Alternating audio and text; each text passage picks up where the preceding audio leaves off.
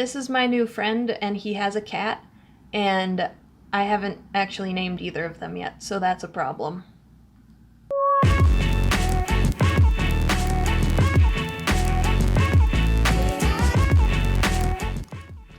Hello everybody, Christina here, and today I'm going to tell you about how I make YouTube thumbnails, because now that I'm making videos on a fairly regular basis, I have to make a thumbnail for each of those videos. Now, a thumbnail is basically there so that YouTube or Facebook or whatever you're uploading to doesn't just take a random frame from your video and then my face looks something like this, and that's a problem. So that's what a thumbnail is for.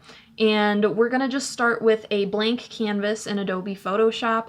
I have put up the dimensions that you're going to want and the basic settings on the screen there, so if you actually want to create your own thumbnails, that's a good place to start. And I have actually made a preset for myself so that I can just click onto that preset and be like, yep, we're started, we're going, it's great. So now into actually making the thumbnail. What I did for my Coraline video specifically here is I took the doodle that I made for the video and I moved it over to my thumbnail file. And I'm going to use the click and drag tool, and then I'm going to use the free transform tool to make her fit onto the canvas, and just so that she's more manageable when I need to move her around for the design itself. And then what I'm going to do here is go and find the Coraline logo on the internet and take that, and because I didn't find a PNG, the background wasn't transparent, which is a problem because then you end up with a box. So what I had to do here was just go around the edge of the Coraline logo and then click and drag it onto my thumbnail file. It's a really great thing, and then I can use the free transform tool to make it fit however I need to, just like I did with the Coraline drawing. And that's kind of what you're seeing here. It's pretty great. Now, I moved Coraline out of the way just because, and then I always have a border around the edge of my thumbnails right now because that's the design that I went with.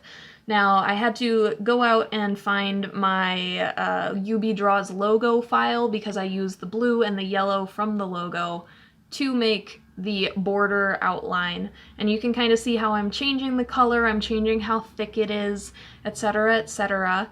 And then I use the rectangle tool to put another rectangle there with the yellow. And then from there, I use the free transform tool to move the edges and make sure that these rectangles actually fit inside each other. That takes a little bit of time, and that's kind of what you're gonna see here. And that's really the most putsy part about it. Now, if I was smart, I would just open up one of my old thumbnail files, and then I would just click and drag those already fit rectangles into this file, but that's not what I did this time, just so you can kind of see the first time design aspect of what I have to do here. I decided, as I do in a lot of my videos, to put a stroke around the edges of the Coraline title. And that's something that I do with most of my titles and a lot of the objects in my thumbnails, because that seems to be what YouTube likes. That's what a lot of the very big creators on YouTube do. And you can see as I resize and redo the colors on the rest of my title here that I'm gonna do the same thing. And basically how you put a stroke on an object or a piece of text is you go to the blending options of the layer, and then you just add a stroke, and you can change what color it is, how thick it is, all of that good stuff from that menu. But you basically just right click on the layer, blending options, and then it's pretty intuitive from there. And you can see me kind of changing the background color here. I've gone with dark blue, and I've seen this work well for large YouTubers, so I'm just kind of going with the flow and letting it be that way. And then I also take the UB Draws logo and resize it and put it in the corner because that's just part of the branding that we're going with for these thumbnails and for these videos.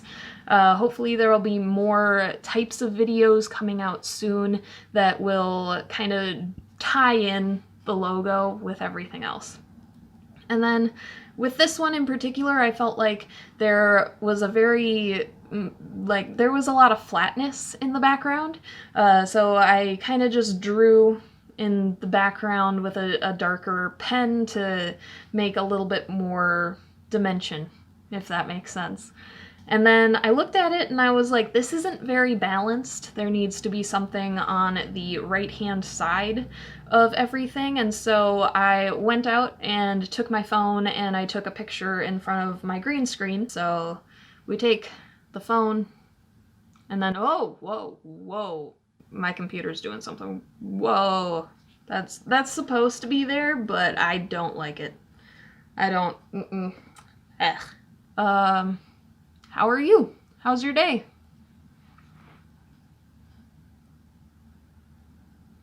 Yeah, it sounds like it stinks. There's a little bit, but that's kind of where we're all at right now, so I definitely sympathize with that. Well, I'm glad you got something to look forward to. That's important in life.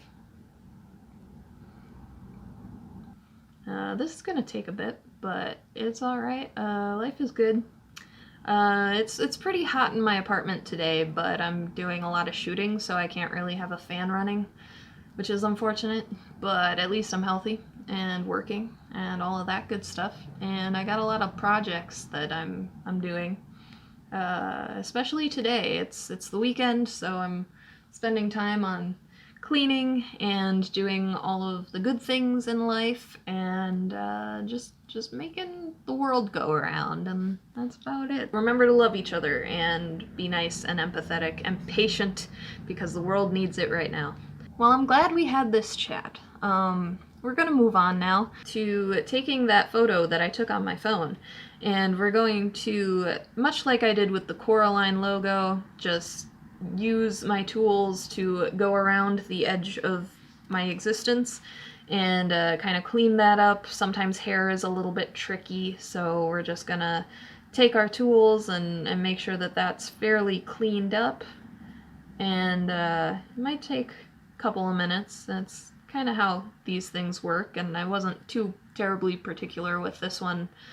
Just because I had other objects in the frame, so my existence is not the most important thing in the thumbnail. And then click and drag it, and oop, we got some green screen in there. Let's try that again. So we click and drag it into the thumbnail file, and then free transform it as needed.